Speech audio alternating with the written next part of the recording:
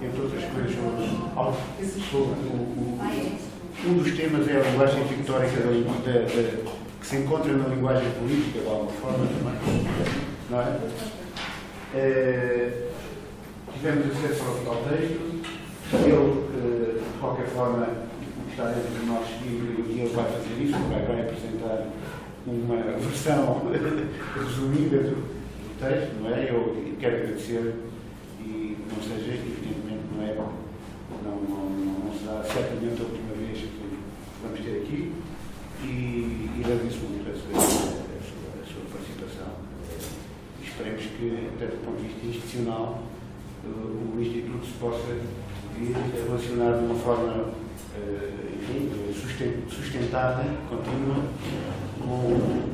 nós depois podemos falar nisso mais, com o Instituto a que o César pertence, no Rio de Janeiro, e como é que se chama exatamente? Instituto Geral e Instituto de Ciências Humanas e Filosofia da Universidade Federal Fluminense. Da Universidade Federal Fluminense, no Rio de Janeiro, e pronto, agora foi um dos representantes também do Instituto que nós aqui tivemos o prazer de conhecer, eu estive aqui durante 3 meses, espero que tenha gostado das nossas, enfim, tanto do Instituto como ter estado a viver aqui com nós, Lisboa, e pronto, agradeço a sua disponibilidade, agradeço desde já em nome de todos vocês, eu também quero fazer aqui algum comentário. Obrigado, Antônio, pelas palavras de apresentação, pela amabilidade, facilidade que tem recebido. Os colegas, muito Roberto, pela paciência de ter o texto. Obrigado. Então, eu pensei de apresentar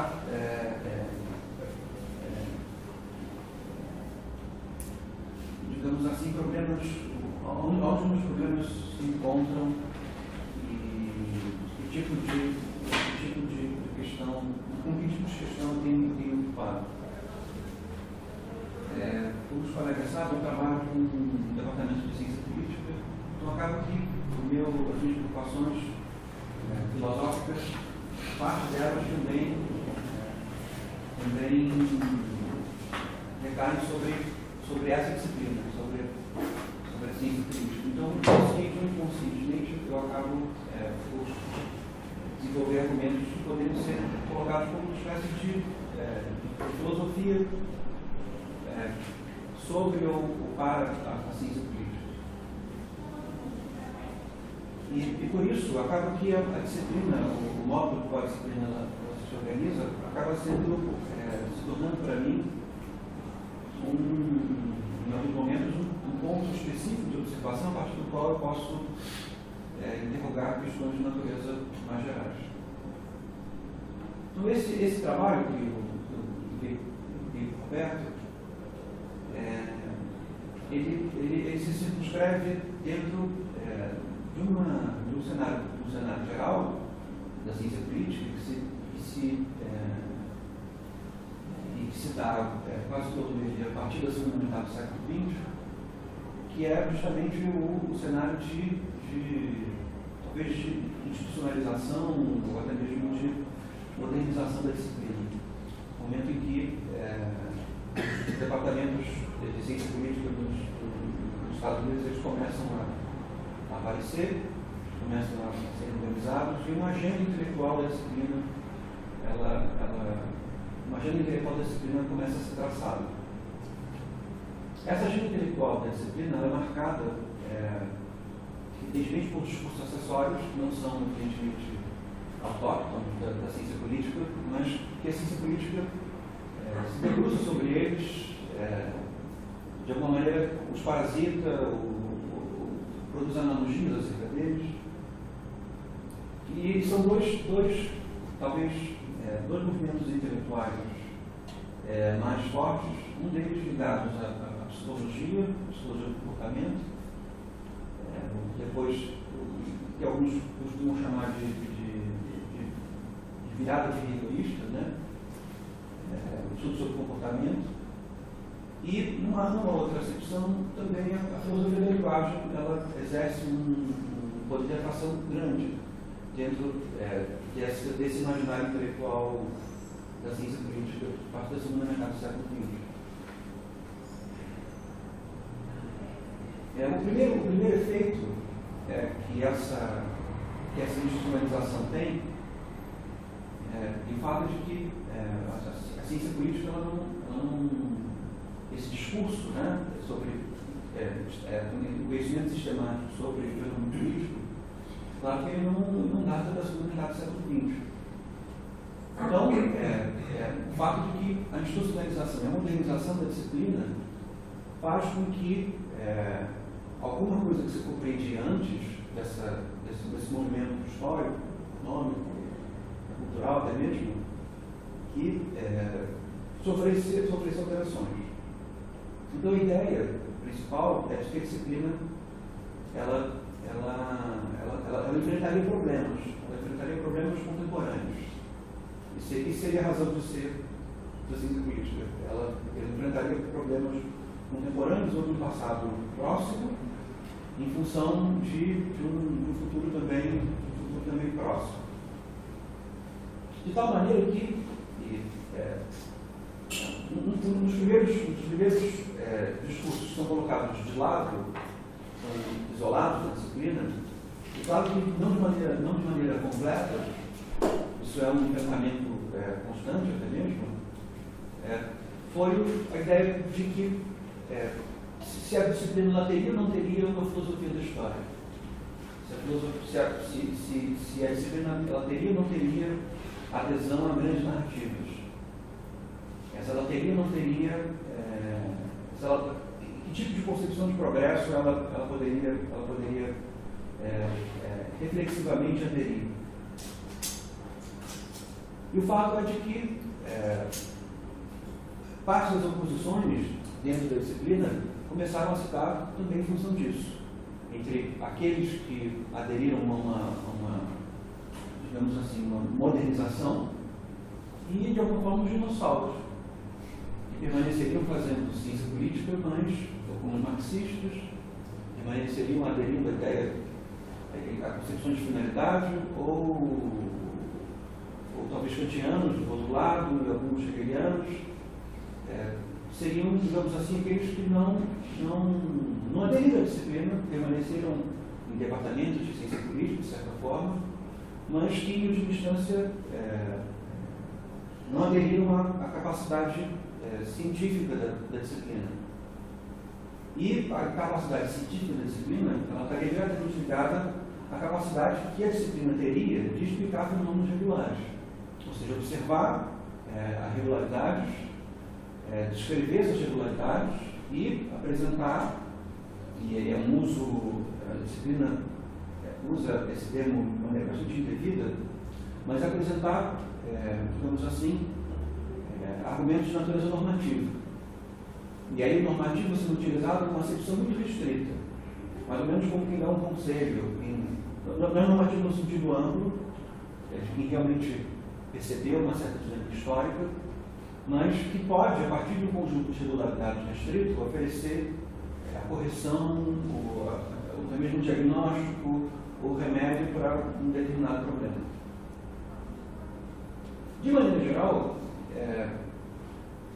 essa modernização da disciplina, eu recebo de maneira, no tipo de reflexão que eu tento produzir, eu tendo a receber de maneira positiva,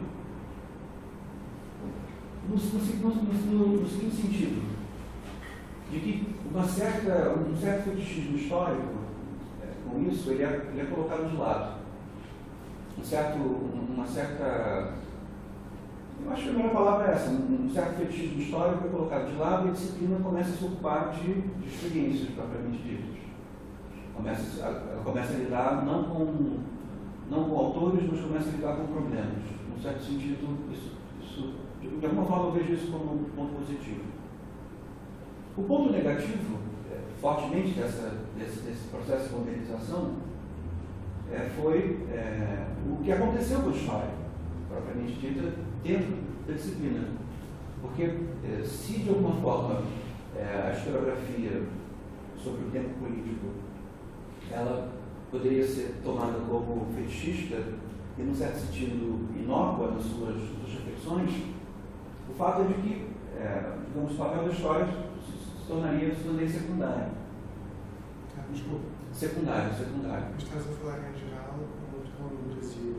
Por exemplo, nos Estados Unidos do Canadá há muitas histórias ideias. Então, esse é o ponto. E de alguma forma, a história ela poderia ser empreendida com uma certa, digamos assim, uma vez que ela não aborda os problemas maiores, problemas mais graves, ela teria digamos assim, um dever de cuidado, um dever de resguardo, um dever de identificação das tradições, dos seus lugares, a percepção do que são esses fenômenos, dos contextos linguísticos que eles se deram, e pelo menos do ponto de vista geral, com uma pretensão, digamos assim, uma certa blindagem ligada ao seu aspecto inofensivo. Seria a ideia de que, uma vez que a historiografia é colocada do lado da disciplina, o fato é de que a historiografia ela toma uma nova roupagem, e essa nova roupagem ela se torna até mesmo defensável pela falta de pretensões políticas que essa nova roupagem traz. É como se o pensamento político não fosse feito também a partir da sua historiografia. Então, o que eu acabo vendo, e esse é digamos assim, a circunscrição do meu problema, seria a ideia da construção de dois eixos. Um eixo historiográfico, que muito dele se identifica com a história das ideias, mas não só. A história das ideias talvez fosse apenas um exemplo. E o outro, que é o eixo que trabalha com experimentalismo, propriamente dito. Trabalha com experiências sendo observadas, partidos políticos, judiciário, efetivamente instituições, o que essas instituições fazem. De tal maneira que até mesmo a formação, ela seria uma formação cindida, de que as pessoas recebem formação histórica num certo esclarecimento, é importante saber história, como as coisas se deram, mas elas lidam com os problemas de outra forma. A história se dá de uma outra maneira. Então, não precisa ser muito desconfiado para perceber que, quando se diz que a disciplina ela se organiza pela descrição de irregularidades, isso também é uma determinada roupagem histórica. Isso também é uma certa defesa de um certo tipo de concepção histórica. Não é preciso ser muito desconfiado para perceber que as coisas também acontecem, que existe historiografia e produção de história, ainda quando se diz que se está fazendo análise de problemas presentes, problemas contemporâneos. Esse é o momento em que eu começo, esse é o meu cenário, e que, com alguns indicativos, ele pode ser tendencioso, um pouco aqui, um pouco ali, mas que eu tendo a crer que ele corresponde bastante à realidade. E é nesse cenário que o meu ceticismo, esse cenário que o meu ceticismo pretende contribuir, o tipo de ceticismo que eu trabalho. Eu não vou me deter sobre o ceticismo, eu vou me deter só que tipo de argumentos eu faço em relação a esse cenário. O primeiro, eu julgo que parte dele é verdadeira e que a virada regular ela tem um aspecto fundamentalmente relevante. Chamo de virada regular, uma certa virada regularista, essa ideia de que nós conhecemos coisas percebendo as reflexões a partir das quais elas se dão, as reflexões presentes a partir das quais elas se dão. E por parte desse cenário eu tendo a vê-lo como bastante positivo, e que é preciso enfrentar os problemas para trazer respostas a eles nesse sentido. A dinâmica regular sendo tornada protagonista da disciplina, eu vejo de forma absolutamente positiva. O que eu tendo a desconfiar é do papel que a historiografia tomou nesse processo inteiro. Esse me parece ser o elemento complicado. E é nesse momento que eu acho que um elemento de justificativa moral começa a ser exigido. Porque, se perceberem bem, a disciplina ela se arruma como um operador bem constituído, mas por que ela faz o que faz? O que ela observa? Para que ela vê? Tem uma série de questões de natureza moral me parece que começam a ser colocadas. E, evidentemente que nós poderíamos chamar a filosofia de história de volta, e ela nos traria uma explicação moral para as nossas investigações. Boa parte do trabalho do Taylor, por exemplo, Charles Taylor, tem que ver um pouco com isso. De trazer uma filosofia da história remodelada e que possa trazer justificativa moral para uma ciência contemporânea que é feita a partir da observação de regras. Mas eu acho que essa explicação não é propriamente boa e nós não precisamos trazer a filosofia da história de volta. Nós podemos permanecer investigando regras e o fato de que nós podemos fazer outras narrativas para justificar a moralidade da observação presente de regras políticas, né? Regras morais, regras políticas. Nisso eu me fico com a história do ceticismo, e eu acho que o ceticismo, digamos assim, ao mesmo tempo em que ele constrói uma narrativa densa, ligada a Sexto Empírico, ligada a Hume, ligada a Velho, ligada a Montaigne, ele também produz uma certa plasticidade na observação historiográfica. De tal maneira que o ceticismo ele é capaz de, digamos assim, vampirizar elementos, parasitar elementos de autores que não são céticos e trazê-los para dentro do universo cético. Ou seja, num certo sentido, o ceticismo, não os historiadores do ceticismo, mas o ceticismo, ele traria consigo uma historiografia ruim, uma historiografia, digamos assim, tanto quanto falsa, e que, pelos meus objetivos, era bastante importante. Eu estou dizendo que Bishop Hawking seja um mau historiador.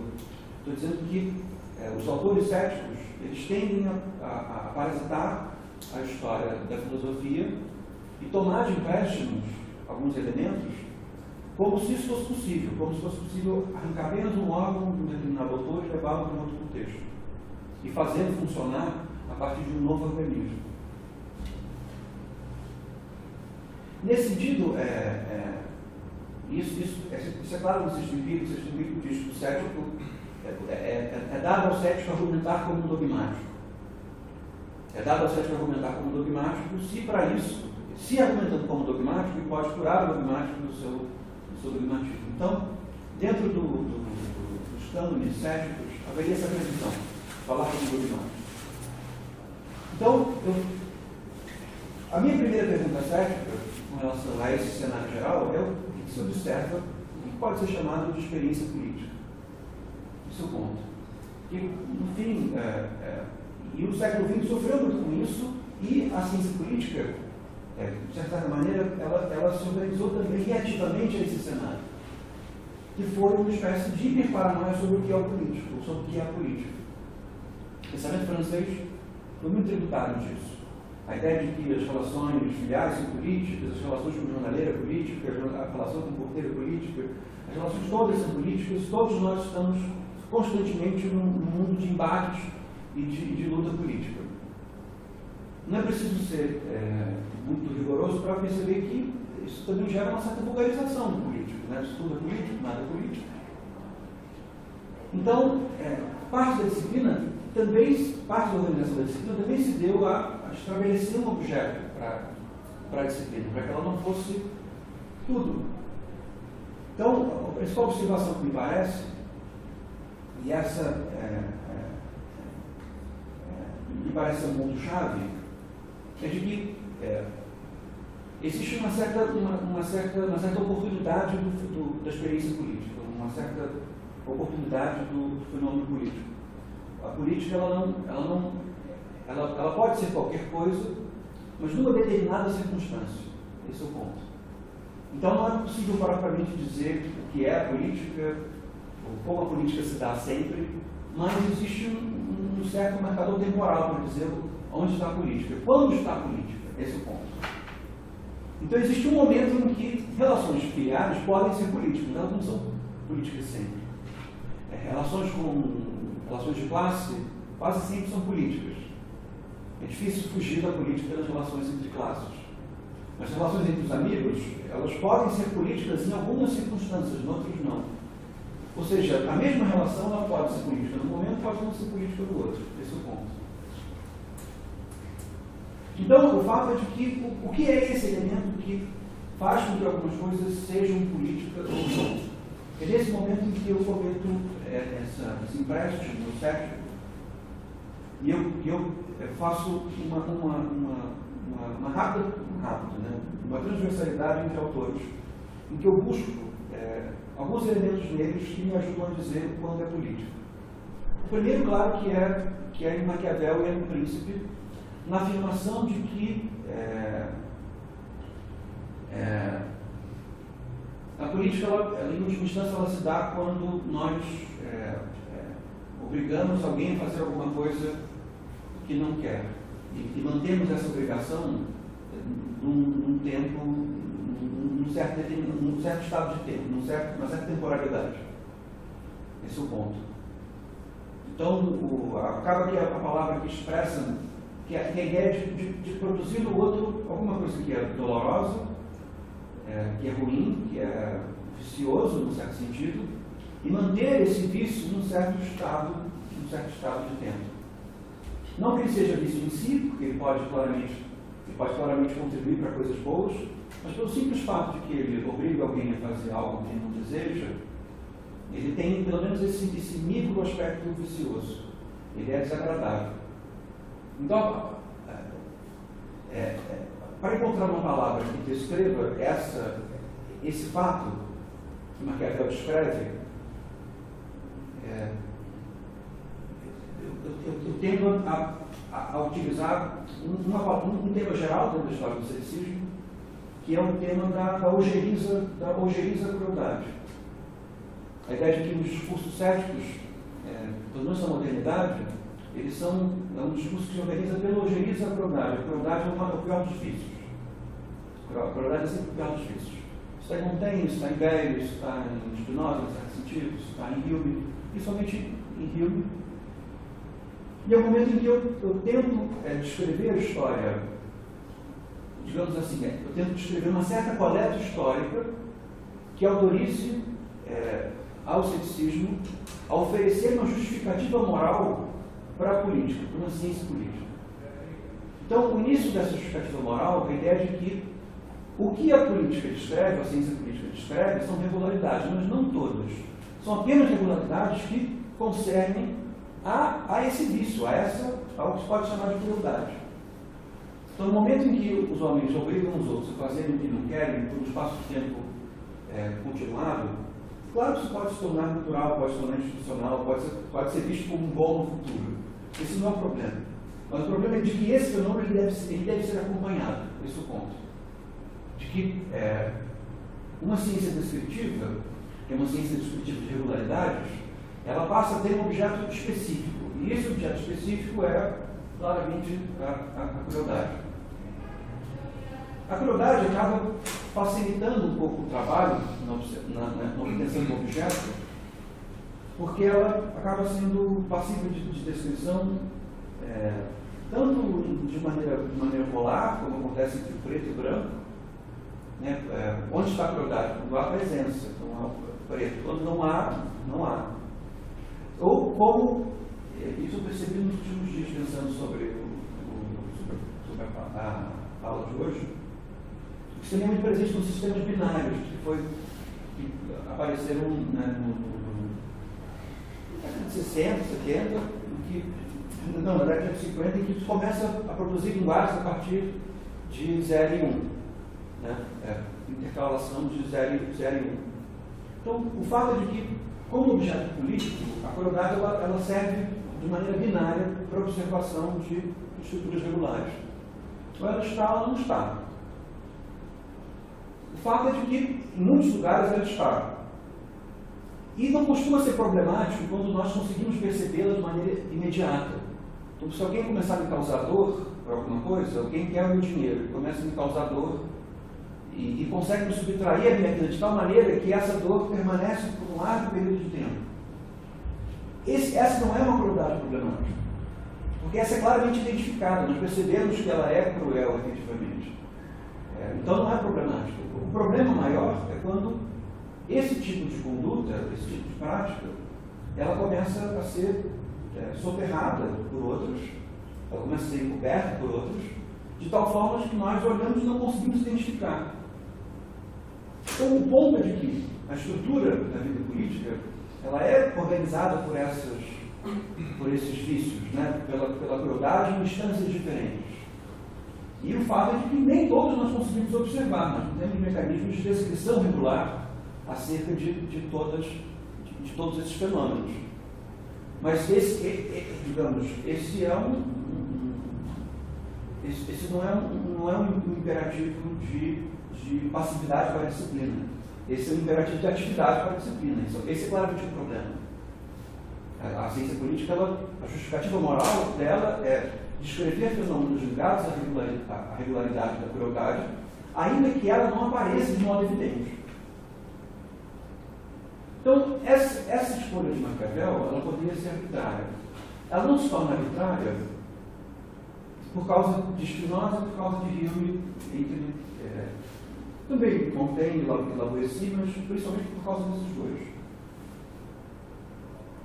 Spinoza no Tratado Político e o Hume no que a política, no ensaio, que a política pode ser reduzida a uma ciência, ele chega a conclusões muito parecidas.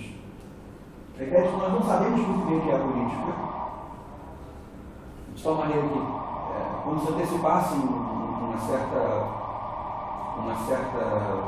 hiperparanoia política, e dissessem que é preciso um elemento de identificação para saber o que o fenômeno político é. E o elemento de identificação que eles usam, e é até bastante interessante, é justamente a obra do Maquiavel. Nós não sabemos o que a política é, mas nós começamos a ter uma identificação sobre o que é o objeto político quando nós vemos experiências difusas a partir do princípio de identificação que Maquiavel estabelece. Esse princípio de identificação é fenômenos restritivos. Esse é o ponto. Então, eu não tenho motivos para dizer que o objeto político é restrição. Mas também não tenho motivos para dizer que ele é outra coisa.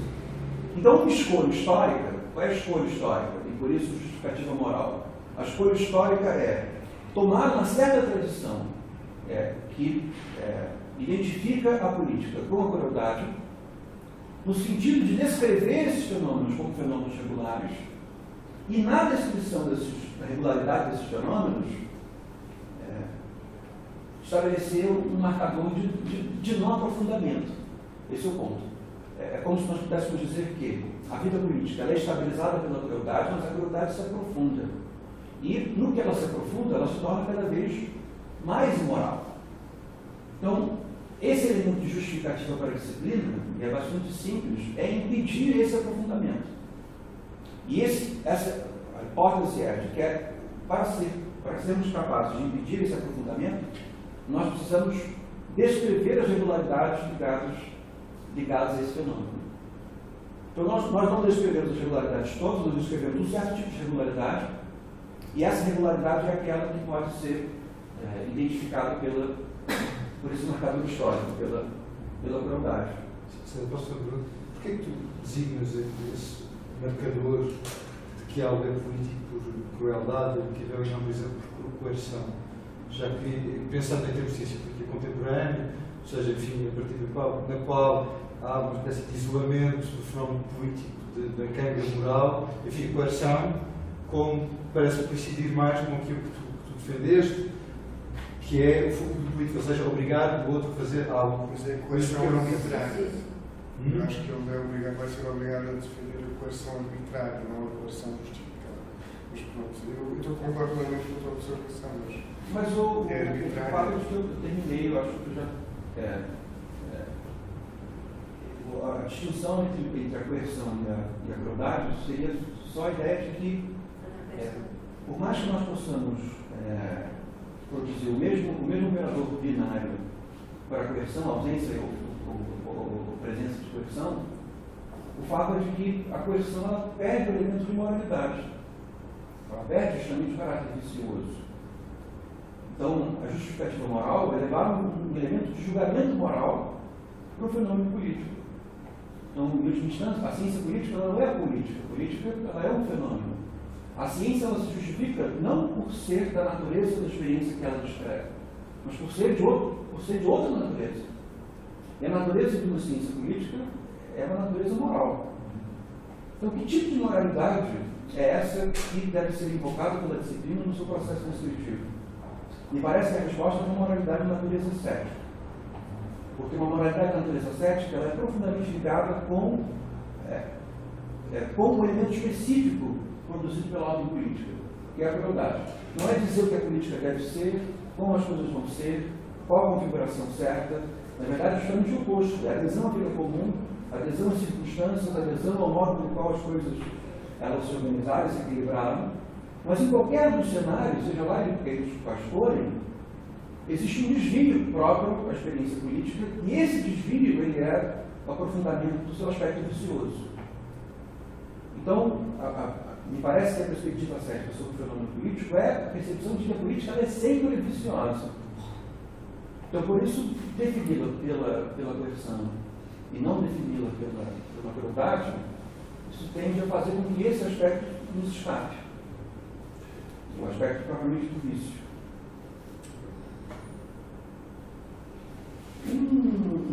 Claro que essa exposição inicial esconde uma série de problemas ligados a ela. E também esconde, digamos assim, outros matizes intelectuais que são invocados para a sua solidificação. Mas um que me ocorre claramente, que seria, digamos assim, entregar uma dificuldade clara, é o papel da atividade especulativa dentro de uma disciplina como essa, né?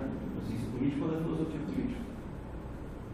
Que a atividade especulativa se torna claramente limitada.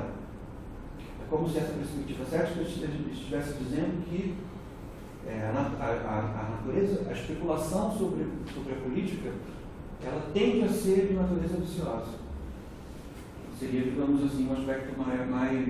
Então, quando nós imaginamos o mundo político possível, é provável que esse exercício seja de natureza moral. Ele tende a trazer contextos de coerção, e ao mesmo tempo, não só de coerção, mas da imoralidade da coerção, acerca da sua produção. Então, nesse sentido, eu capturaria a frase russoniana de que os pensadores são perversos, e o homem que reflete no animal perverso. Eu acho que a observação do cético com relação à filosofia política e o seu aspecto especulativo seria um tanto quanto nessa caracterização. Os filósofos políticos eles tendem a produzir moralidade. Então, ele existe, preciso saber qual é a proporção especulativa que a experiência política permite. Esse é um problema grave. Sim, tá? César, não é? César, eu estou a achar a sua comunicação muito interessante, porque chama aqui a atenção para uma série de questões que eu acho que todos nós temos estado a pensar, mas como é que eu posso dizer? Eu tomo como bastante provocatória. Explico porque eu tomo como bastante provocatória. Porque, em primeiro lugar, associa o fenómeno, a política, portanto, nesse caso não é a ciência política, é a própria atividade política, apenas e exclusivamente à crueldade, atribuindo uma dimensão viciosa. Portanto, aquilo que tem serias características de qualquer decisão política conduziria forçosamente ao aprofundamento da crueldade. Portanto, se percebi, diga-se percebi bem, nesse sentido a ciência política e a dimensão moral da ciência política iria no sentido de limitar o aprofundamento dessa mesma crueldade, ou seja, oferecendo regras que pudessem limitar a crueldade. Ora, eu tenho algumas dificuldades em compreender o fenómeno político apenas na perspectiva do político, da crueldade, e interrogo-me se a sua perspectiva da política como crueldade não está precisamente associada ao ponto de partida da descrição daquilo que é a natureza do político, que é Maquiavel. Explico porquê. Curiosamente, não sei se está a ver aqui este livro, que é Maquiavel, que é a política nos últimos séculos, por algumas circunstâncias, digamos assim, de natureza filosófica, tenho estado bastante interessada na teoria política de Maquiavel, certo? Nós queremos ver assim, e realmente chego à mesma conclusão a que o César chega, é que, não utilizando o conceito de crueldade, mas de violência, que a teoria política de Maquiavel, tal como ela é formulada, dificilmente nós conseguimos escapar ao fenómeno da violência. Isto é, por muito que Maquiavel possa chamar a atenção para a importância da prudência, por muito que Maquiavel possa chamar a atenção para questões como a humanidade, porque inclusivamente ele diz que o próprio príncipe tem que ser humano, o que é um facto é que, mas isso depois será para a minha comunicação, eu não vou agora antecipar aquilo que vou dizer, o que é um facto é que ele acaba por... mas eu não vou estar aqui, você pode dizer... Sim, não posso, porque eu estou neste momento precisamente a fazer uma reflexão. Ele acaba por fazer aquilo que é o conselho que ele dá no capítulo 25, portanto, se quiseres dominar a fortuna, porque de alguma maneira é isso que é a virtude do príncipe, pega no chicote, porque ele não pega no chicote porque a fortuna é que mais mulheres, e portanto o que ela quer é ser batida, e quanto mais jovens, portanto, de alguma maneira, e quer dizer, não estou só nessa aproximação, já tenho lido alguns textos até anteriores que eu corroboro, não é? Ou que eu corroboro a mim, que mostram que a teoria política maquiavélica é uma teoria que conduz forçosamente a essa dimensão, que é a dimensão da violência. E por isso o que me parece que é questionável no seu ponto de partida cético é precisamente tomar a definição de político na teoria política de Maquiavel como digamos assim, um momento inicial, esquecendo toda uma, como fez referência àquilo que é a filosofia da história, esquecendo toda uma reflexão sobre aquilo que é a natureza do político, que nos permite compreender o político para além da sua dimensão estritamente cruel, estritamente violenta, e que, portanto, não nos permitiria também ajudar a ver a ciência política apenas como uma instância de limitação, mas até como uma instância de, digamos assim, de intensificação daquilo que pode ser a dimensão não viciosa, mas virtuosa do político. Eu neste momento estou a pensar, não é? O que me parece problemático é precisamente que associa o seu argumento cético, e ainda era preciso que eu não consegui perceber muito bem por que razão é que sendo cético acabou por ter escolhido Maquiavel como ponto de partida daquilo que seria a definição de político, gostaria que esclarecesse esse aspecto, e depois como é que acaba por, digamos assim, fazer, sem dúvida nenhuma que se referiu ao sexto, acho que não me lembro o nome, quando diz que vamos fazer face aos dogmáticos com dogma, quando acaba por apresentar um dogma, digamos assim, que de alguma maneira parece imune à reflexão, que é a ciência política, é absolutamente cruel. De maneira que gostava que me explicasse melhor como é que relaciona essa aproximação cética à moralidade e ao político para poder fazer uma afirmação tão, digamos assim, questionável e como a política é forçosamente viciosa. Porque se assim for, eu digo-vos desde já, saio daqui, não quero mais estar a estudar filosofia política, a mim não me interessa só ver a dimensão cruel da política. Não, também é preciso recordar que Maquiavel é considerado um autor republicano.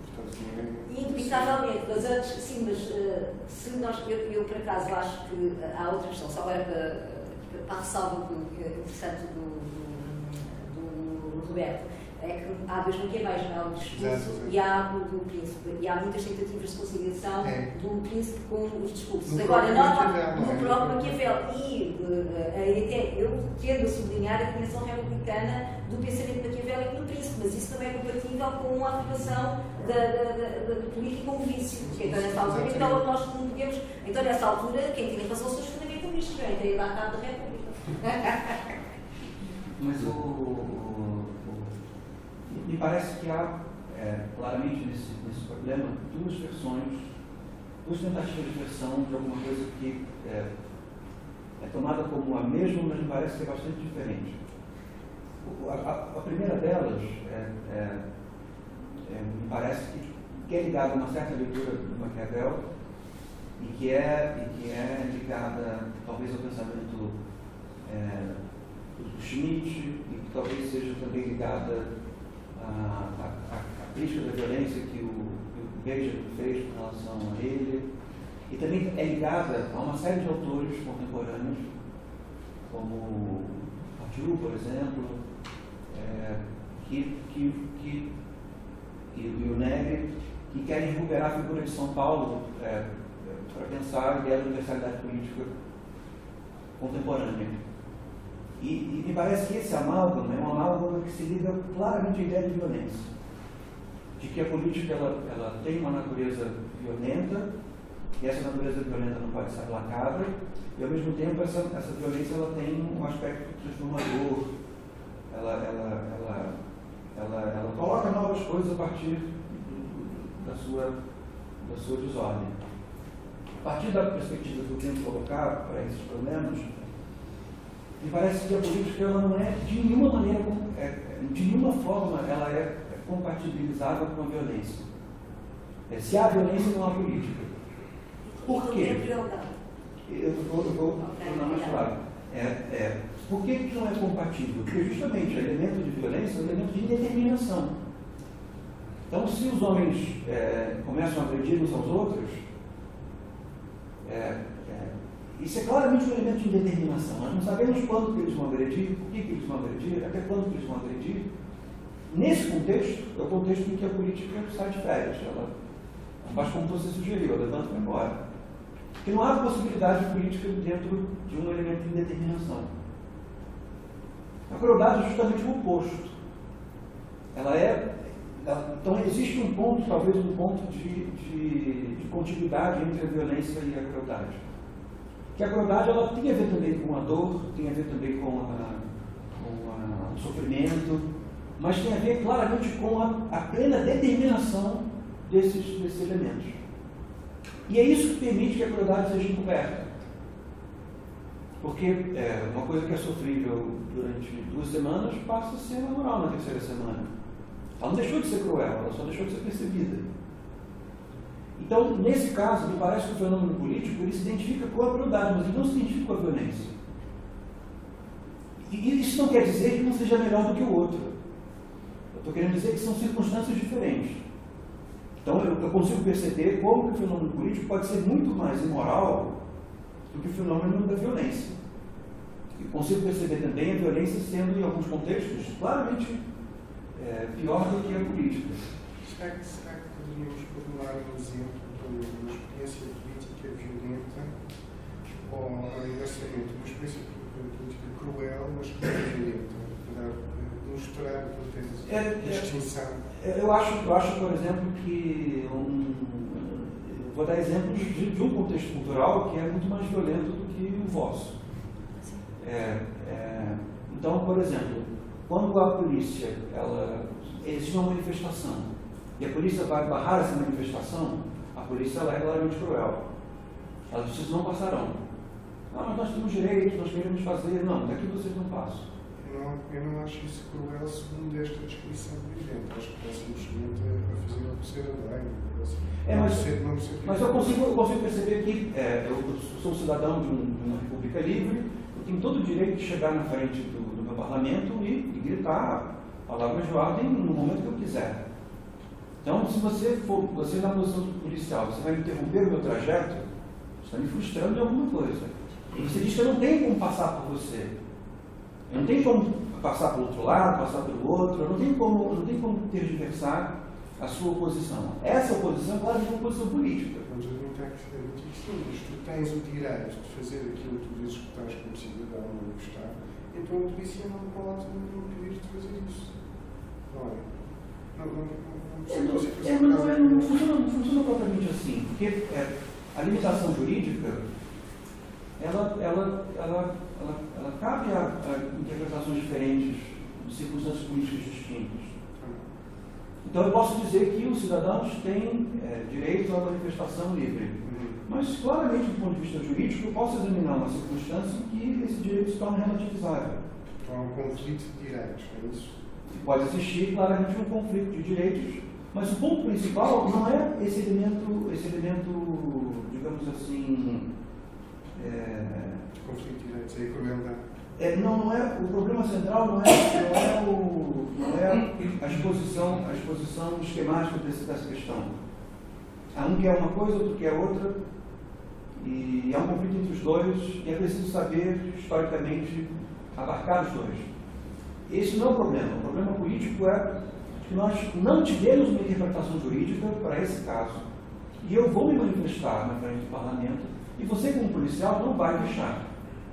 Isso é claramente um fenômeno, me parece, que de uma maneira bastante sutil, mas claramente coloca o tema da crueldade exposto. Cruel e não violento, é isso? E claramente não violento. Ainda que eventos violentos, eles possam ser tornados eventos cruéis. E esse é o caso, por exemplo, de um contexto republicano muito mais violento do que o europeu. Em que, por exemplo, eu sei que determinadas... os exemplos são os mais terríveis possíveis, mas a ideia de que eu sei exatamente quando e por que uma determinada conduta violenta acontecerá. A primeira vez é violenta, na segunda vez ela é cruel. Sim, é mais assustador ainda. Exatamente. A crueldade, ela tem um aspecto... Por isso que eu estou dizendo que é um grande... Mas transformar a violência em crueldade não é? É claramente assustador. É claramente assustador. Eu acho que esse claramente é um elemento preocupante. Um elemento preocupante. Agora, mas existe outro contexto que é claramente presente numa república como uma república um pouco mais violenta, que são os policiais não parados em fila, mas eles simplesmente avançam sobre os manifestantes e batem nos manifestantes de maneira não é necessário que eles batam naquele momento, eles podiam não bater, provavelmente na semana que vem eles não vão bater. Eu não sei o que vai acontecer. Eu não sei se isso é melhor ou se é pior do que um fenômeno cruel, mas isso, para mim, caracteriza claramente um fenômeno violento. Então, a indeterminação tem a ver com a violência, a determinação tem a ver com a crueldade. E a política, ela não consegue existir num contexto violento, ela precisa de um contexto cruel para acontecer. Sim. Posso só colocar uma questão, mas isso significa excluir a circunstancialidade da política, não? Eu acho que... eu não sei se ele excluir a circunstancialidade da política ou localiza um objeto que faz com que eu possa identificar as circunstâncias em que a política está. Esse é o ponto, porque eu não sei como a política acontecerá sempre. Eu sei que há política em uma série de lugares já estabelecidos, e é bem provável que eu não possa nem sequer tocar neles. Como, por exemplo, cobrança de impostos. Cobrança de impostos é claramente um fenômeno cruel. Acho que tem uma série de justificativas, mas é um fenômeno cruel. Mas eu sei que em circunstâncias novas, a crueldade me dará um marcador de que aquele fenômeno deve ser descrito. Esse é o ponto. Então, como é que eu sei que a circunstância... Eu concordo que a política é matéria de circunstâncias. Mas como que eu sei que eu estou lidando com uma circunstância política? A crueldade parece ser um marcador dessa circunstancialidade. Como é que eu só desculpem, se não se importa, quer dizer, que talvez o César acabasse realmente o seu pensamento, o seu argumento, não, sim, ou considera que já podemos passar à discussão? Eu achei que já tivéssemos passado lá. Realmente é verdade. O César já foi tinha acabado, Não, já acabei. Por isso é que Pois, pronto, aqui realmente não percebemos a crueldade. Não foi previsível, logo não foi cruel, não. Não percebemos a crueldade. Isto é o estado da natureza. Foi performático do conceito. Exatamente. Eu acho que seguimos um bocadinho, desculpa, já agora, o formato que nós pensámos à partida, dar talvez aqui ao Roberto, que ficou encarregado formalmente de fazer 2 ou 3 comentários, alguns comentários, e depois então passávamos a ficar. Não sei se. Sim, eu Tu tenho começaste a fazer share, perguntas de esclarecimento, porque é difícil formular objeções ou comentários que possam ser úteis sem esclarecer primeiro. E, muito simplesmente, não ficou claro qual é que é a tese principal que tu queres defender. Primeiro queria te perguntar se este artigo já foi publicado, já vai ser publicado, se não sabes se vai publicar, ou onde. Esse artigo ele foi escrito no contexto de um projeto que foi abrigado pelo IFL, que concernia a relação entre o conservadorismo e o ceticismo.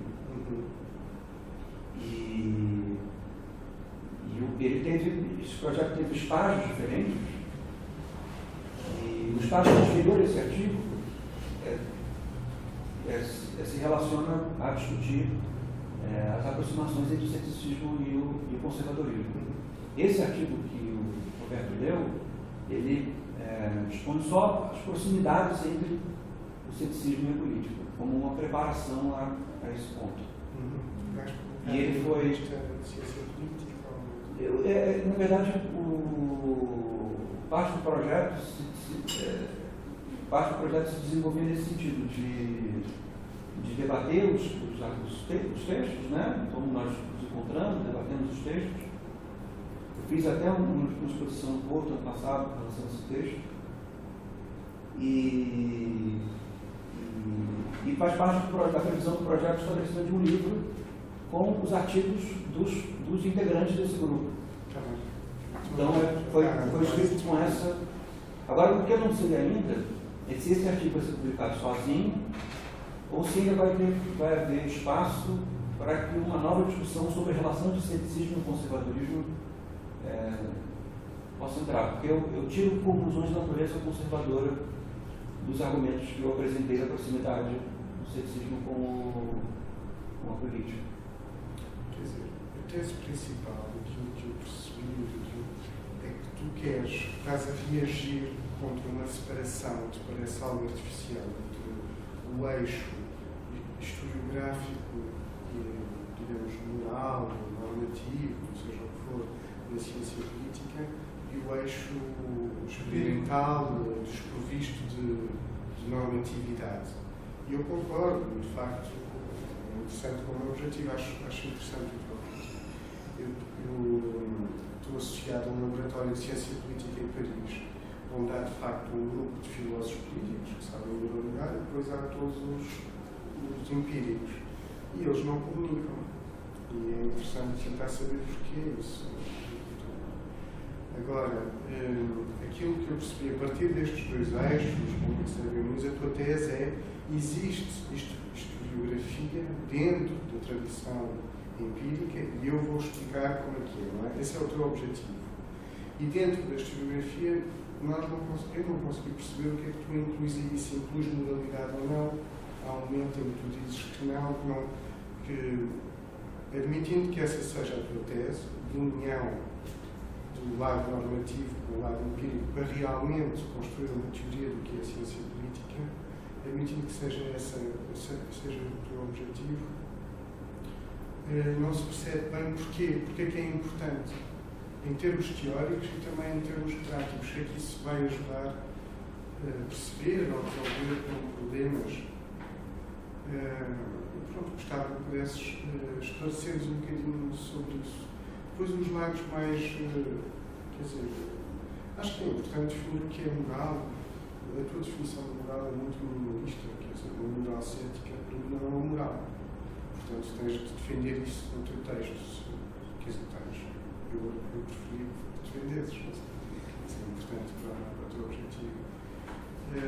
Por outro lado, tu falaste um bocadinho de teoria ideal, mas suponho que sabes que pronto, os debates assim de vanguarda da teoria política, as relações entre a teoria ideal e a teoria não ideal. O último livro do Amartya Sen é sobre isso, as teorias da justiça. Gostaria de saber se, de alguma maneira, há uma proximidade entre esses problemas de um debate que é bastante rico e interessante e aquilo que tu tentas resolver com esta tua tese de união de dois tipos de fazer, duas maneiras de fazer ciência política. Depois, não sei, nós podemos discutir um bocadinho sobre a coerção, sobre a crueldade, de facto, eu não percebo.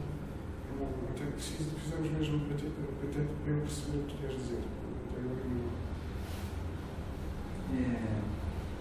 O Humberto caracterizou muito bem essa minha preocupação, a separação historiográfico e empírico. É claramente isso. Quando eu disse que havia uma historiografia na empiria, eu queria dizer que havia uma historiografia inconsciente na empiria, que havia um projeto histórico, por assim dizer, da empiria. Mas eu não quis dizer que digamos assim, o caldo historiográfico que eu estava a oferecer, que esse seria aquele que a empiria julga que lhe precede. Eu acredito que não. Então, nesse sentido, essa historiografia cética para o fenômeno da ciência política, ela é claramente arbitrária. Então, os cientistas empíricos não julgam que eles possuem, que a narrativa sobre o modo pelo qual eles utilizam a regularidade, de que é precedida dessa maneira. Na empiria, basta a segunda metade do século XX.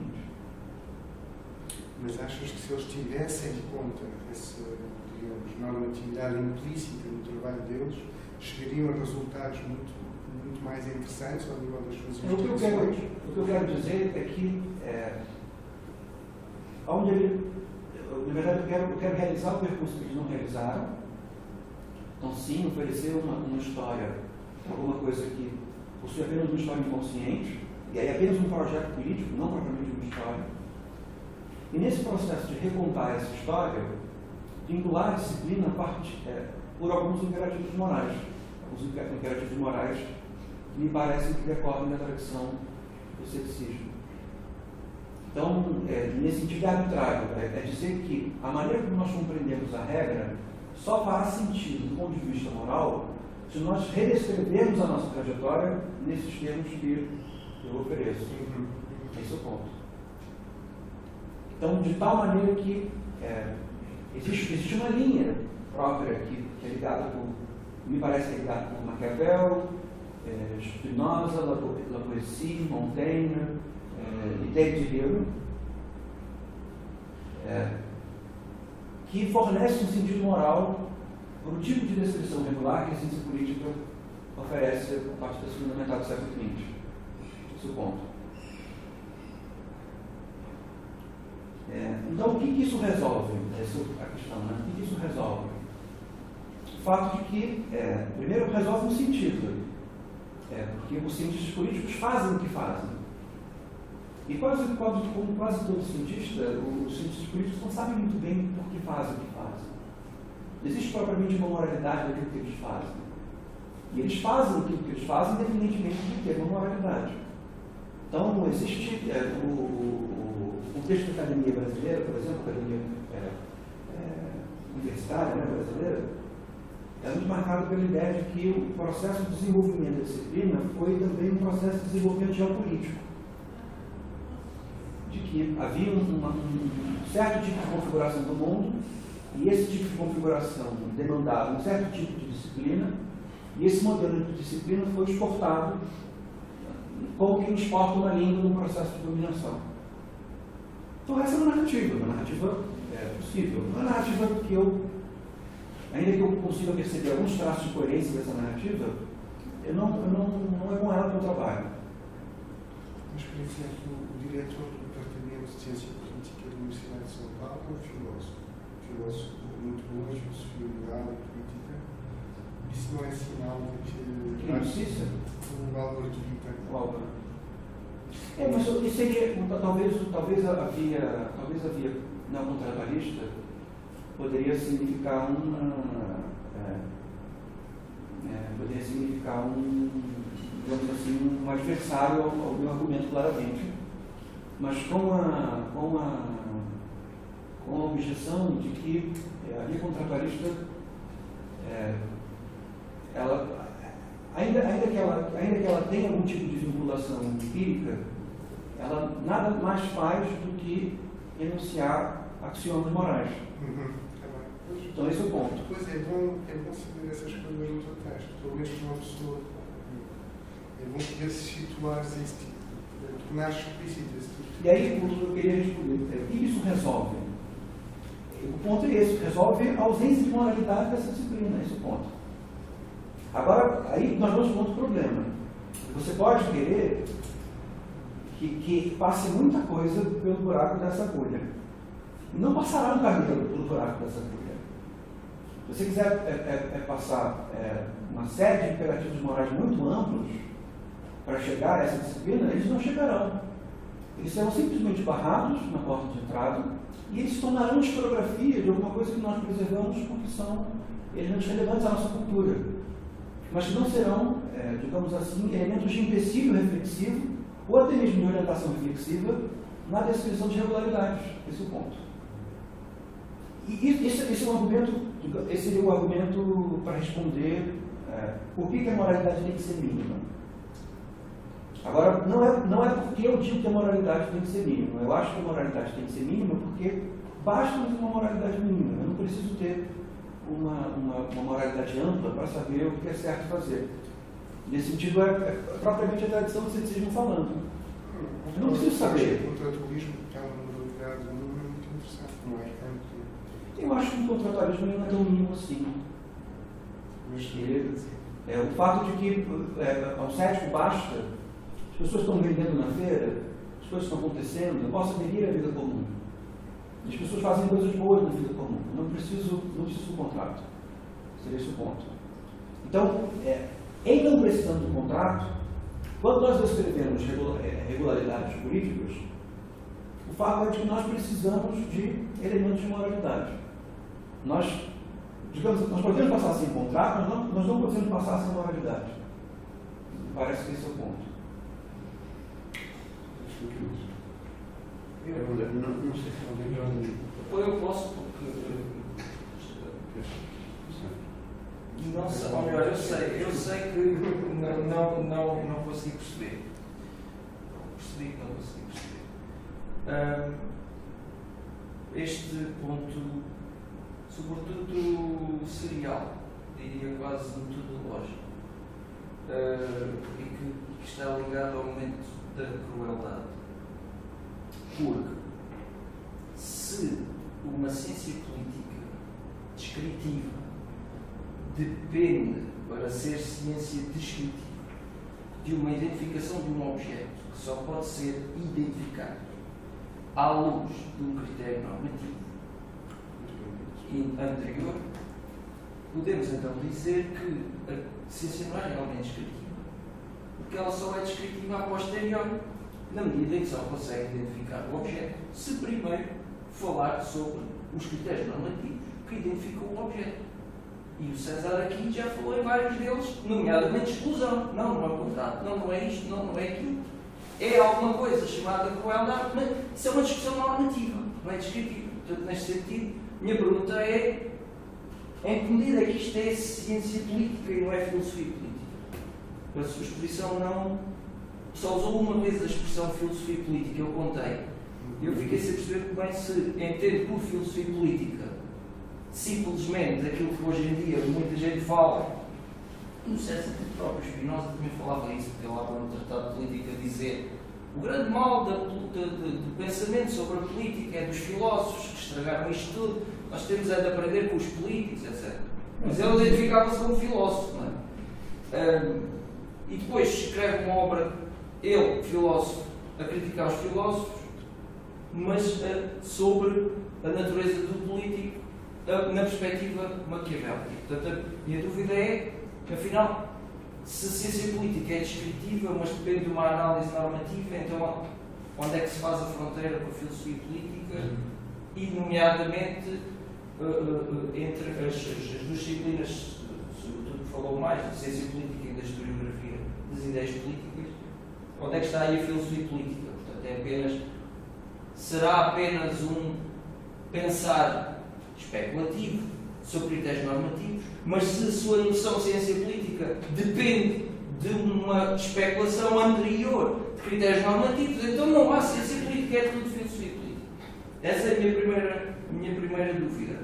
A minha segunda dúvida, que é a mesma, mas desenrolada da primeira, tem a ver com o uso da noção de crueldade. Porque na sua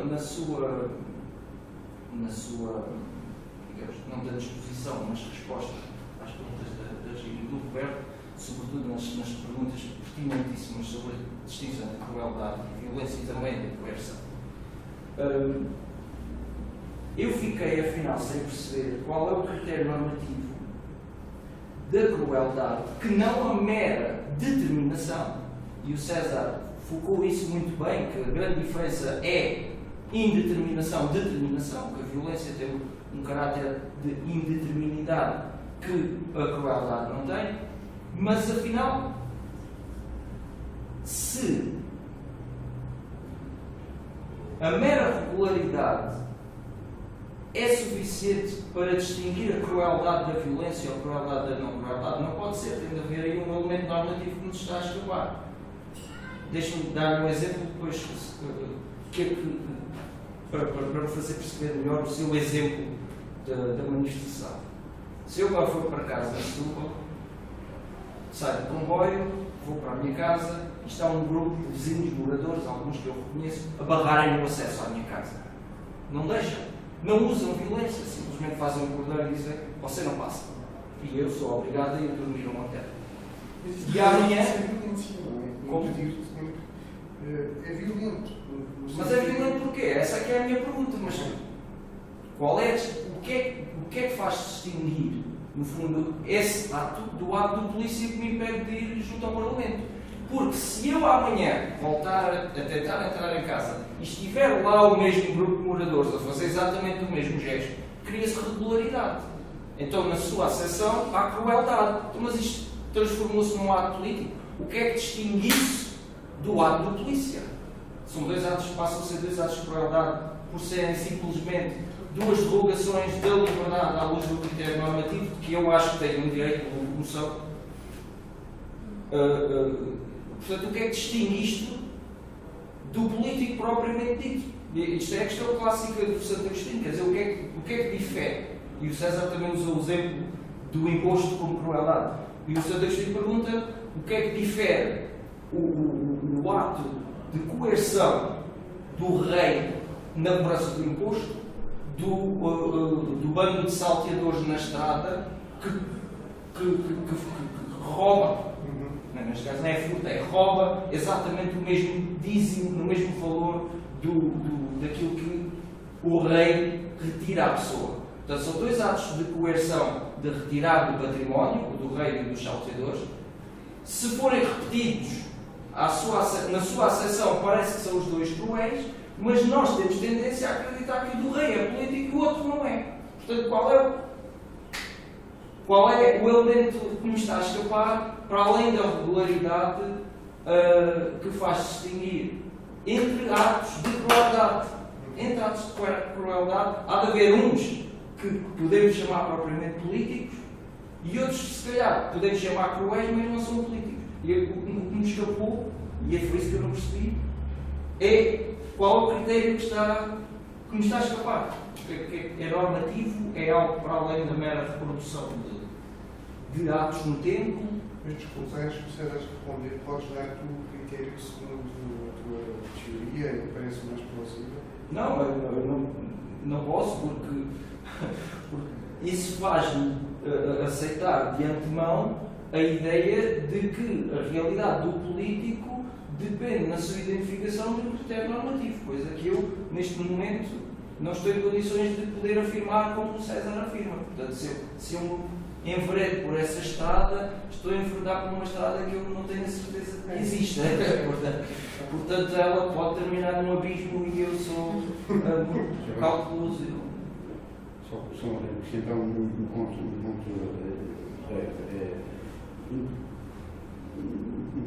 consequência das questões que aqui se levantaram. Eu não sei se o César entende exatamente da mesma forma, no contexto da sua apresentação, da sua argumentação, o conceito normativo.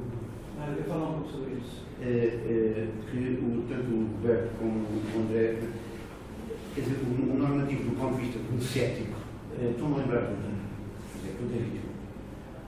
O normativo do ponto de vista do cético tem uma relação, por exemplo, com a história e com a tradição, digamos assim, com o costume, bastante diferente do normativo que nasce com o estatuto normativo do contrato.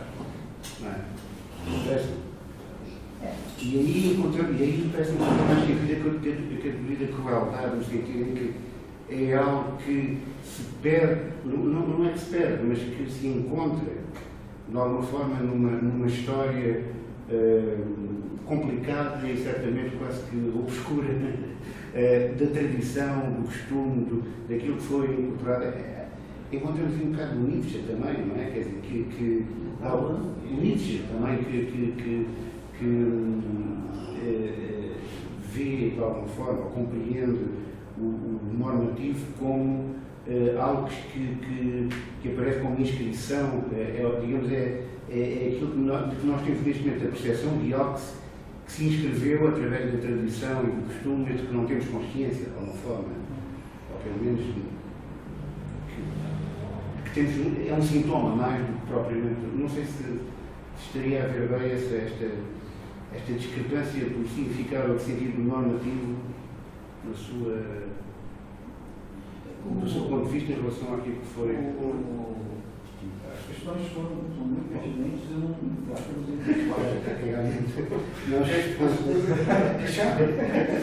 não fala. Eu interrompi? Não.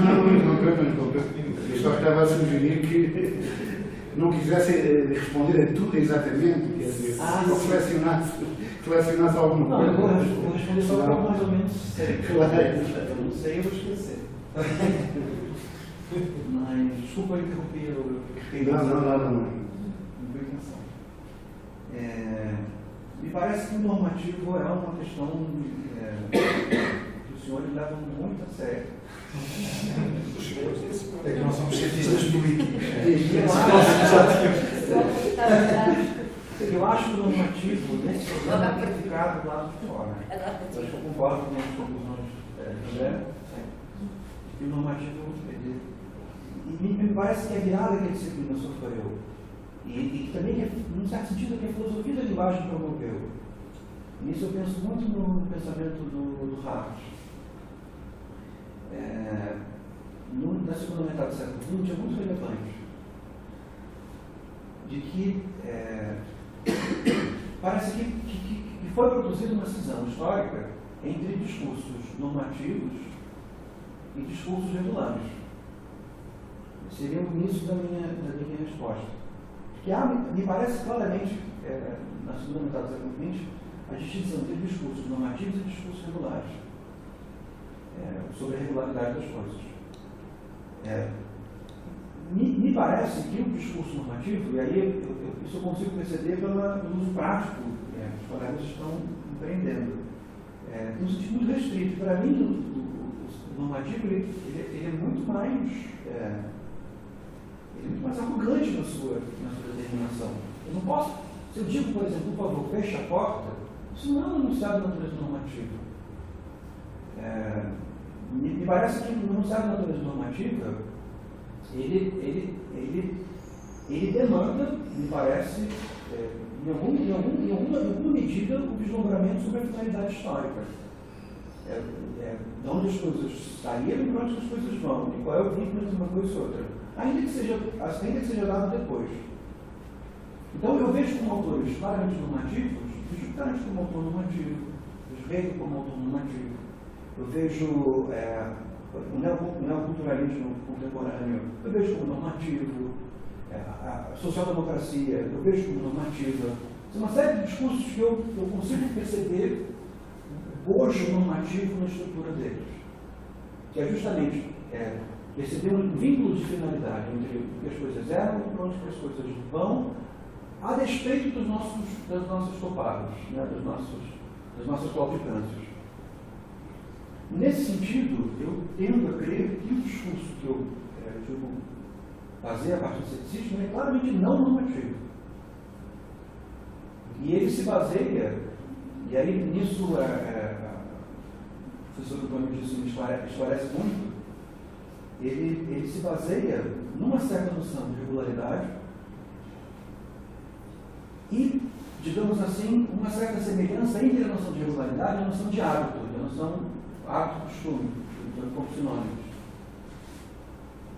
Então, quando eu digo que há um enunciado de natureza não normativa, que seria estranho, mas quando eu digo que a normatividade não é o problema, é porque o enunciado se baseia ou na regularidade ou em hábitos, ou no vínculo estreito que existe entre hábitos e regras.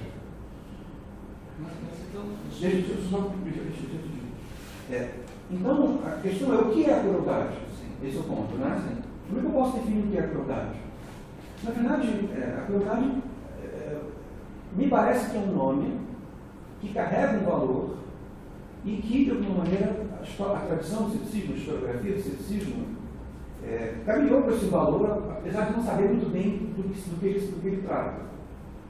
Então, os colonizadores com os índios,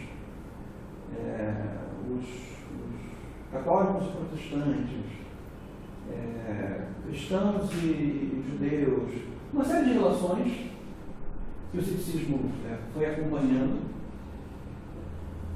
acerca das quais ele percebia que havia alguma coisa ruim acontecendo e talvez não devesse acontecer. Então, da mesma maneira que o cético, quando diz que alguma coisa ele quer dizer que a coisa parece, da mesma maneira que quando eu digo deve, eu não estou dizendo dever a partir do normativo, estou dizendo não parece, parece dever. Então, ela parece que não deveria ter acontecido, não deveria acontecer naqueles momentos. Então, então, nesse sentido, eu me aproveito de um adensado que a palavra já traz. Menos preocupado com sim, preocupado com o pertencimento dela à história do ceticismo, mas menos preocupados com o que ela denota, claramente, mas mais preocupado com o adensado moral que ela traz. Digamos que a preocupação com a crueldade é uma coisa que esse tipo de moralidade pode se valer, e é importante que se valha disso. E aí o que eu chamo de crueldade, eu defino em termos claramente utilitaristas, claramente regulares. Ainda que eu me valha desse amálgama histórico no sentido de adensar essa percepção. Mas a crueldade poderia ser descrita em termos simples, não normativos. É produzir a dor em tempo prolongado. Isso é crueldade. Eu produzo a dor em alguém que não quer ter dor, evidentemente, senão a coisa ela se altera. E aí nascem problemas, são problemas laboricianos, porque o causador faz com que ela permaneça no espaço de tempo. No espaço de tempo 2, a pessoa começa a impedir pela dor. E aí existe uma certa reversão de valores. O sujeito começa a impedir modos servis, ainda que eu não esteja disposto a oferecer esse modo servis a ele. Então, é claro que uma série de questões mais problemáticas nascem. Mas a definição de crueldade nos termos que eu tento oferecer, ela não se deve do ponto de vista normativo, mas ela se deve claramente do ponto de vista empírico utilitário. A ideia de que a crueldade é provocar a dor no outro, deliberadamente, por um espaço de tempo continuado. Isto tem que implicar uma certa dose de prazer, senão não é crueldade. Provocar esse é o novo problema, é o fato de que o objeto da experiência política ele tem uma natureza ambivalente. Isso é verdade. Então ele é problemático. O início da conceitualização se põe em termos binários. Mas depois não. Depois o fato de que o objeto político é de natureza ambivalente. É por isso que eu não posso dizer quem são os amigos, quem são os inimigos. Sim, mas provocar dor não chega para definir a crueldade. É necessário uma intenção de fazer sofrer e que dá prazer. Quer dizer, podes provocar dor. Isso já é pedir demais. Não é preciso que você julgue que o agente que provoca dor tenha prazer no ato de provocar dor. É provável, mas não precisa disso. Então não se fala de crueldade. Os esquifosos políticos estavam constantemente a ter prazer. Agora, mas aí, E é provável que tenha. por isso a ideia é claramente fundamentalista, de que é só um nome. Se houver um nome que descreva melhor a ideia de provocar a dor deliberadamente por um espaço continuado, que ótimo, que seja esse nome. Violência. Violência não, porque a violência ela implica indeterminação. E nesse caso, o problema é a determinação. Mas, quando nós vamos escolher esse nome, é um nome qualquer, só um quadro de coisas com significado, pode ser o caso de escolhermos um nome acerca do qual nós tenhamos uma tradição agregada acerca dele, de, claro, geniza. A isso que nós, em algum contexto, chamamos de crueldade, ainda que não tenha um aspecto normativo. Então, os céticos todos, não é claro que os céticos todos estão falando da mesma coisa quando falam da crueldade. Já contei, eu falo depois.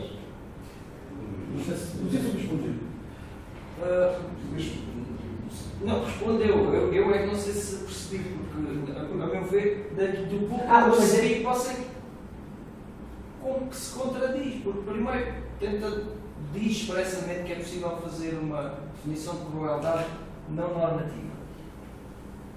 Mas depois recorre a um critério minimalista, podemos chamar moral, para determinar aquilo que é a própria crueldade. E num certo sentido, e porque é a sua própria invocação do Spinoza, o meu olhar por Spinoza é daqui que ressalta a minha falta de entendimento, porque Spinoza não, pura e simplesmente, seria incapaz de chamar crudelitas a esses afetos constitutivos do político de sujeição, precisamente porque crudelitas traz associado um critério, podemos chamar normativo, nesse sentido, de incluir um aspecto deontico, não necessariamente deontico no dever ser, mas o parecer dever ser já é uma espécie de dever ser, já é uma espécie de normativismo minimalista.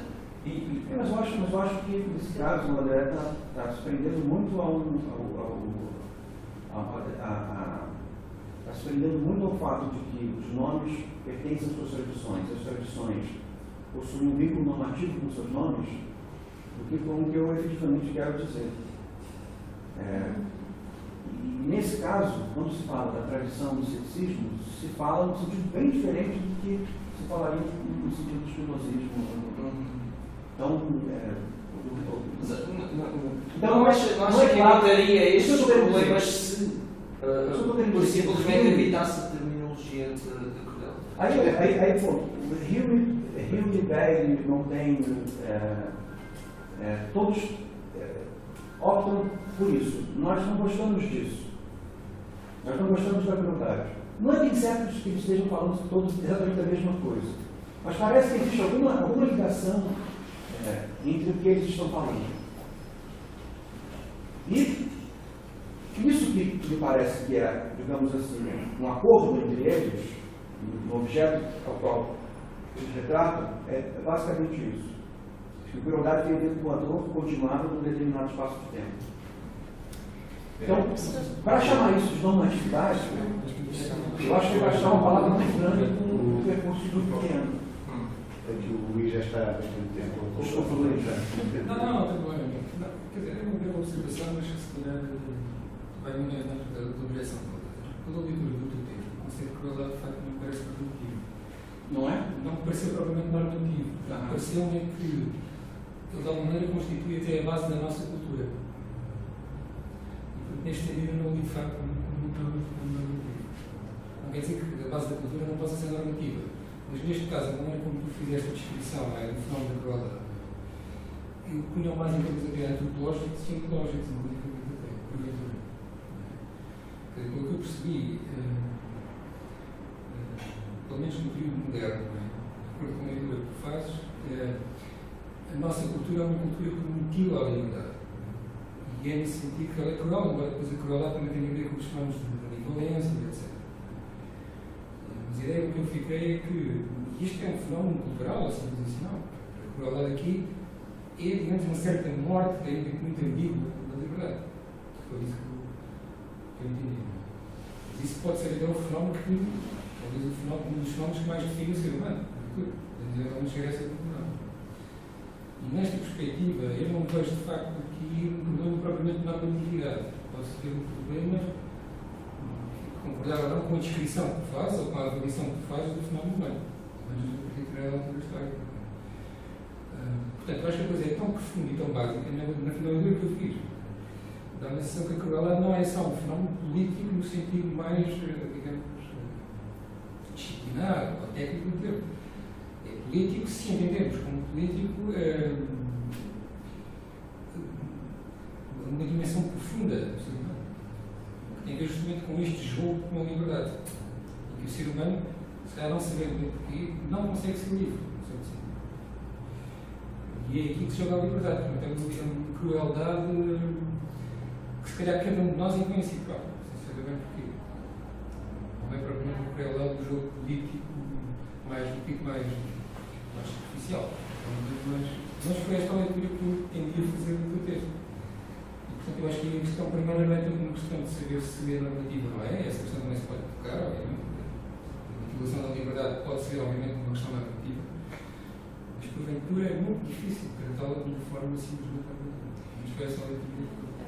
Eu não sei se ajudaria a esclarecer esta questão da crueldade, uma distinção entre individual e coletivo, ou seja, quando fala de política fala mais de algo coletivo, e normativo é precisamente algo político e coletivo, enquanto parece-me que quando falas de crueldade referes-te mais a um indivíduo, um sujeito, ou seja, finalmente o que experimenta a crueldade é mais o indivíduo, que é prejudicado em frente à coletividade, enquanto a normatividade regula algo que é coletivo. Não sei se eu acho que isto é uma discussão política, já agora só este nível um pouco mais profundo que estava a referir, eu acho que depois dá também uma expressão política a isso. Penso que na leitura dele, a política, digamos, como nós entendemos normalmente, é cruel também. Não é só um fenómeno individual, pela maneira que eu fiz. Agora, na medida em que eu entendo de facto falar aqui num nível mais profundo, na interpretação que eu fiz, eu posso estar bem mal, não é? Mas nesse nível mais profundo, já não faria a distinção entre o individual e o coletivo. Uma questão antropológica. Quizá até ontológica, uma antropológica mais profunda ainda. Isso liga-se também com uma questão que é tão diferente entre o outro André, mas talvez o César agora queira responder e depois eu também. Talvez, não sei, César, se queres responder. Eu só quero melhor que eu ouvir realmente as questões todas e depois haver uma resposta mais geral para terminarmos a só neste momento nós há a questão do Luís, não é? Da Cristina. Não sei se o André está em suspenso, não está em suspenso de nada. Depois só uma última questão que eu já tinha, mas é só a mesma questão. Está bem, então, mas o Nuno pode fazer. Sim, depois, não, eu depois. E depois então Agora não tem aqui as questões. o César responderá. Os colegas têm insistido na questão da crueldade e eu também tenho algumas dúvidas relativamente a isso, mas eu gostaria de pegar um ponto que me parece muito positivo da exposição do César, ainda que relativamente a esse ponto eu também tenho uma questão, e que é uma questão que o André já tocou e que não parece que o César, na resposta que deu, visto que o André levantou vários pontos, depois o César inclinou-se mais para a satisfação das dúvidas relativamente à normatividade e acabou essa questão também por não ficar, a meu ver, esclarecido. Eu acho bastante interessante a maneira como o César tocou aqui a questão da pressuposição da normalidade, que tem lugar em qualquer concepção política. E, de facto, a possibilidade de não haver uma suficiência epistémica relativamente a essa concepção e de qualquer prova, demonstração ser circular, na medida em que já partiria de qualquer pressuposto, isso parece-me bastante importante. E percebo isso muito bem. E isso eu acho que o ponto mais interessante da exposição do ceticismo tenha sido trazido à relação precisamente porque, nesse sentido, viria a resolver a questão no fundo, do valor freedom, isto é, da objetividade, uma vez que não partiria, portanto, nenhum pressuposto, eliminaria essa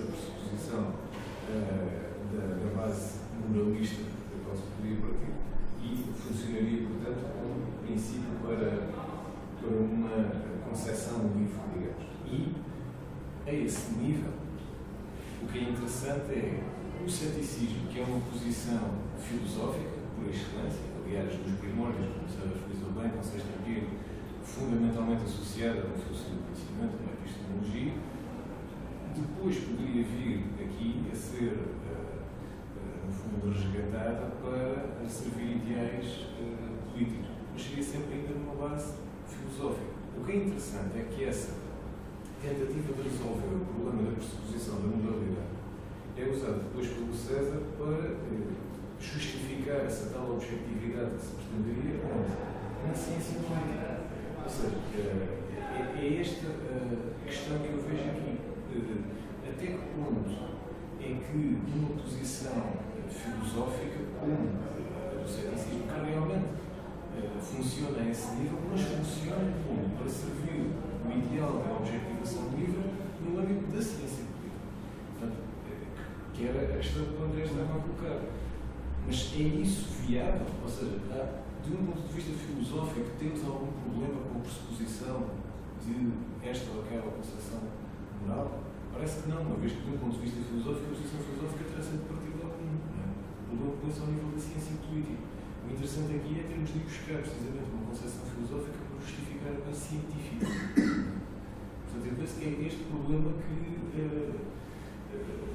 talvez não esteja absolutamente claro na exposição do César, mas que me parece absolutamente interessante, ou seja, a justificação, e realmente o César referiu-se, o Popkin, etc., que este tipo de autores, na segunda metade do século XX, vai buscar precisamente para elucidar esse valor freak. Agora, a incompatibilidade que eu vejo aqui, se é que existe, então será entre precisamente uma concepção científica política e uma concepção filosófica política. Eu vou ser muito rápido, só porque depois das intervenções de outros os ilustres faço alunas e intervenientes, eu fiquei a pensar, e quer dizer, uma questão que eu coloco ao César, se é voltando ainda à questão da crueldade, voltando à questão da crueldade e à relação entre filosofia e ciência política, se a importância que dá à regularidade para definir a crueldade não será, digamos assim, não haverá de eu vou usar uma palavra que não é a mais, digamos assim, adequada, mas refiro de uma contaminação do próprio modo de racionalidade científica, até do próprio ideal de regularidade na descrição dos fenómenos, que depois é, digamos assim, introjetado num fenómeno de crueldade para explicar a sua diferença entre crueldade e violência. Ou seja, quando o César está, sobretudo, a tentar estabelecer um critério de distinção entre crueldade e violência, o fenómeno da natureza da regularidade e, digamos assim, da determinação, do caráter determinístico da crueldade, se esse caráter não virá precisamente de ter, ainda que de alguma maneira refletidamente, partido da ciência política e daquilo que é a natureza descrita da ciência política e, de alguma maneira, de acordo com o princípio da falácia, uma certa falácia, não é bem naturalística, mas nesse caso seria teórica, passar daí para o conceito de, digamos assim, de critérios de distinção entre crueldade e violência. Portanto, a questão que eu coloco só para pensar é se não haverá uma isomorfia entre aquilo que é a natureza do conhecimento científico e a sua definição de crueldade. Se pudesse dar uma resposta mais genérica. Uma que eu acho importante bater novamente, no mesmo prego, é a questão de normativo. Me parece, e talvez eu esteja errado, mas me parece que uma das contribuições importantes do Hegel, o utilitarismo inicialmente, o utilitarismo filosófico, com Bacon, com Benson, com Austin,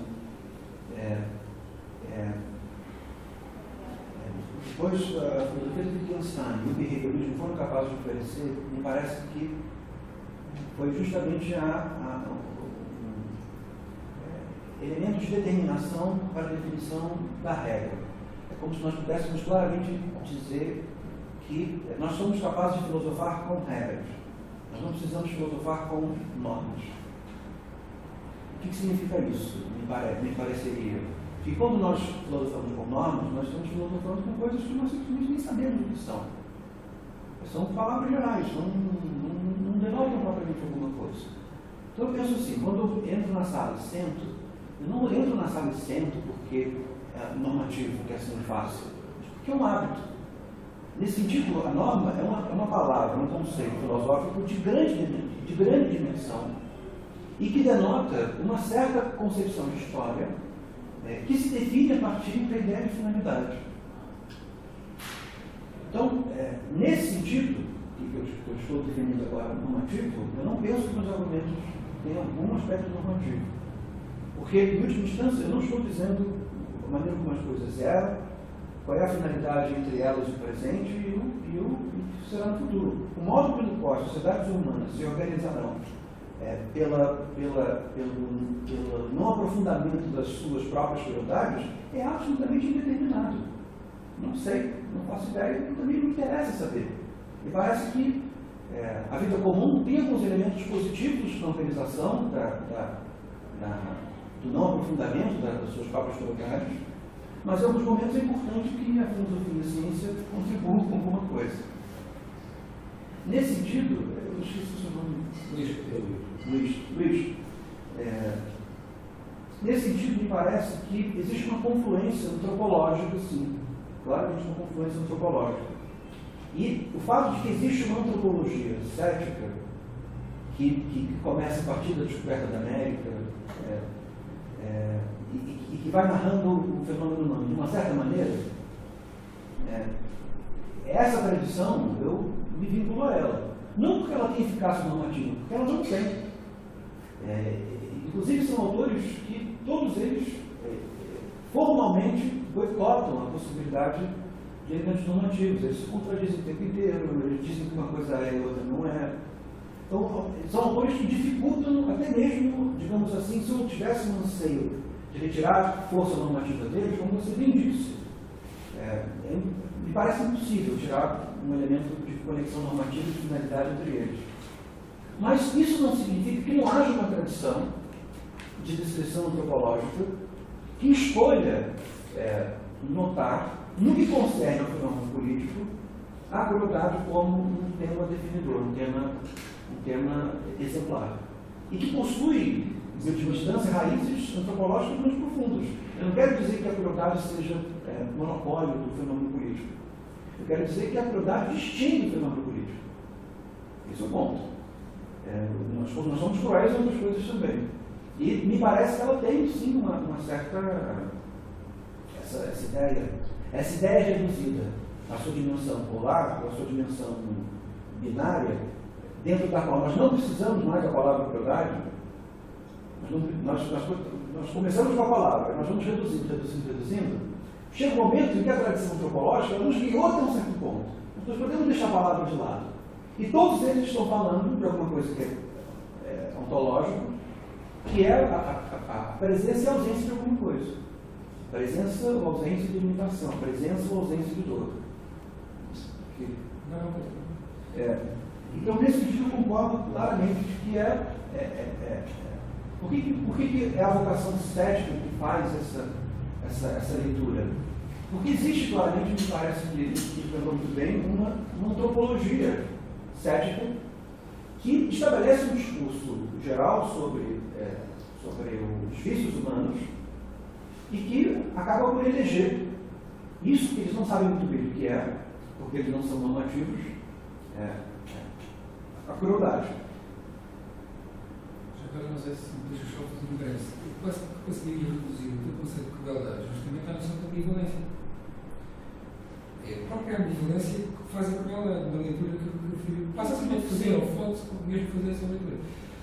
Portanto, para negar, ou seja, para considerar que seja normativo, para se considerar que seja normativo, tem que se encontrar uma alternativa sustentada, suficientemente forte, para dizer que o ser humano não é ambivalente. Me parece extremamente difícil. Neste sentido, quase que subscrevo, embora precisasse um pouco mais, mas quase que subscrevo essa tua análise pela crueldade. Mas com todas essas reservas, porque aí entramos nos problemas que o André Rui, o palavra seja problemática. Por isso que eu lido com ela como um nome, no sentido nominalista do termo. Eu vejo um nome que se repete. Esse nome que se repete que eu estou falando sobre. E esse nome ele se repete, e essas repetições me permitem a caracterização de uma certa antropologia. Agora, se todas elas se referem à mesma coisa, eu não sei se no sentido amplo, mas existe um certo elemento nuclear em que eles falam sim, falam sobre a ambivalência. E falam sobre o fato de que, em função da nossa ambivalência, o fenômeno político se torna complicado. Seria esse ponto.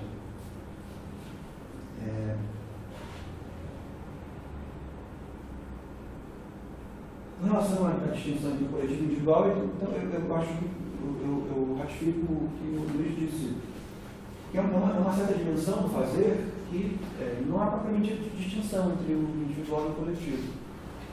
Né?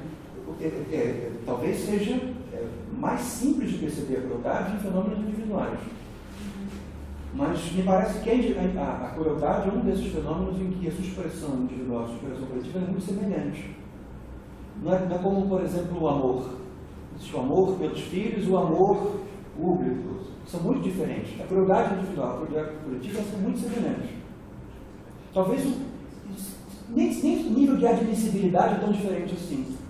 Nós temos uma admissibilidade da crueldade no âmbito individual, tal como nós temos uma forte resiliência da crueldade também no âmbito coletivo. Então, me parece que, tomando a crueldade como um conceito, me parece que ela tem esse aspecto positivo de seus elementos individuais, seus elementos coletivos seriam analógicos, seriam claramente analógicos. E aí, a questão que é mais difícil, talvez uma das questões, são muitas questões muito difíceis, mas a questão da filosofia política e de uma ciência política. E qual é o lugar, então, que ficaria para uma filosofia política dentro desse cenário, que foi de alguma maneira o que o André postulou e eu não respondi. Talvez eu esqueci de responder porque talvez a resposta não tenha propriamente uma resposta e eu esqueci, mas aí eu não me lembrou e eu não posso mais me fazer de esquecimento. Mas me parece que a atividade filosófica na política ela se torna restrita a um evento muito específico. E eu estou dizendo isso também especulativamente. Porque e isso tem a ver com a tradição cética e com o conceito de crença. O conceito de crença ele é um pouco como o conceito de crueldade. Ele aparece muitas vezes na tradição dos textos céticos, mas Hilde conceitualiza sobre a crença. Ele diz que a crença é uma impressão, a ideia com a força de impressão. A impressão é uma coisa que eu vejo diante dos meus olhos, é uma ideia, uma coisa que não está diante dos meus olhos, talvez não fosse uma coisa que está diante dos meus olhos. Isso é uma crença. E o fato de que, ainda que eu possa lidar apenas com fenômenos regulares, o fato é de que chega um momento em que os fenômenos regulares esbarram em crenças. Esse é o ponto.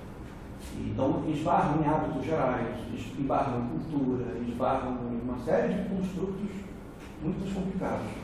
E parece existir uma dependência entre as crenças e as regras. Isso é claro. De tal maneira que, se eu perco a crença de que existe separação entre o delírio oriental e o delírio ocidental, todas as regras de passagem, elas vão embora. Ou no caso do meu país, por exemplo, se eu perco a crença da validade de uma certa nota, todos aqueles papéis que valiam como aquilo, aquelas regularidades dependentes, elas deixaram de existir. Então, um cientista político, ele investiga regularidades. Ele vai descrevendo regularidades. Mas existe um certo momento de vínculo entre as regularidades e as crenças que não é propriamente evidente. Então, dizer, por exemplo, que a minha mobilidade tem que ver com a liberdade, como crença, não é completamente evidente. É claro que isso é bem provável que o meu prazer de me movimentar nos lugares tenha que ver com a crença na liberdade. Mas existe um certo momento em que a descrição se torna, para que o vínculo entre a regularidade e a crença possa ser feito, em que há a demanda de um salto especulativo. E parece que a filosofia política ela deve ficar nesse âmbito. Ela produz esses saltos especulativos que ligam regularidades às suas crenças. Ou até mesmo denuncia, porque a filosofia política tem pode ter um aspecto esclarecido, né, no sentido do século XVIII. Ela pode perceber um preconceito, mostrar o modo como um preconceito depende de uma certa crença preconceituosa. E ele, ao mesmo tempo em que ele faz o salto especulativo que vincula as regularidades à regra, denuncia esse vínculo, no seu sentido pernicioso. Então, me parece que a atividade do filósofo político, a partir desses argumentos céticos, se torna reduzida, mas ela não desaparece. Seria a resposta que eu diria ao André. Seria reduzida no sentido da imoralidade da filosofia política, no certo âmbito. Então é imoral eu dizer a maneira como as pessoas devem viver. Então não devo fazer isso. Mas existe uma certa dimensão do vínculo entre as regularidades e as crenças que me parece que só pode ser feito do ponto de vista filosófico. Só pode ser feito do ponto de vista filosófico. Aí a ciência não me dá elementos. Nesse ponto a ciência não pensa. Né? Não vai... E a última pergunta foi da Regina.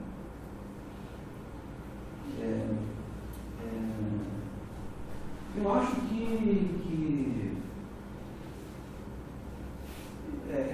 não sei se é propriamente uma falácia teórica em distinguir a violência e a crueldade. Eu não porque eu teria que examinar melhor, porque pode ser que sim, né? Mas então eu diria por que distinguir as duas coisas? Eu diria, a minha resposta agora seria uma resposta meramente instrumental. De que, então, não tem propriamente um elemento racional. Me parece que, do ponto de vista lógico, as duas são diferentes. Nesse caso, eu não concedo ao seu argumento. Seja só uma coisa, nós vamos acabar, mas não pensámos no que eu coloquei, mas também não faz mal, fica para a próxima. Não foi? Não foi eu. Mas fica para a próxima, não há problema. Eu estou me denunciando. Fica para a próxima. Ok, tá. Foi. Obrigado.